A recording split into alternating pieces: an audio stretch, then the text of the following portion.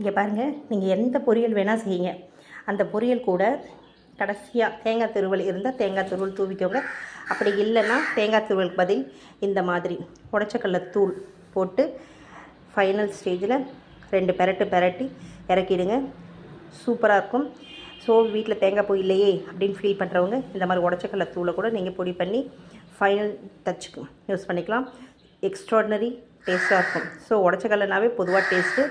அதிலே நீங்கள் வந்து உடச்சக்கடலை தூவி ஃபைனலாக இது வந்து இந்த டிஷ்ஷை வந்து நீங்கள் எந்த சாதத்துக்கு வேணாலும் நீங்கள் யூஸ் பண்ணிக்கலாம். இங்கே பாருங்கள், எங்கள் வீட்டாண்ட கரெக்டாக லன்ச் டைம். ஸோ காக்கா வந்துடுச்சு. காக்காவை அப்படியே உங்களுக்கு ஒரு ஃபோட்டோ காமிக்கிறேன். இங்கே பார்த்தீங்களா, எங்கள் வீட்டாண்ட இந்த காக்கா டெய்லி வரும், கம்பல்சரி சாப்பாடு கேட்கும்.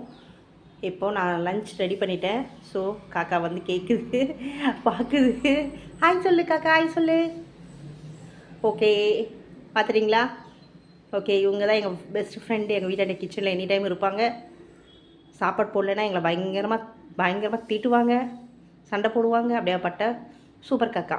ஸோ பார்த்துட்டிங்களா வியூஸ், என்னுடைய பெஸ்ட்டு ஃப்ரெண்டுன்னு சொல்லலாம். பார்த்தீங்களா, பசி வந்துச்சு அவருக்கு. ஓகே, நான் லன்ச்சு காக்கா கொடுக்க போகிறேன். தேங்க்ஸ் ஃபார் வாட்சிங்.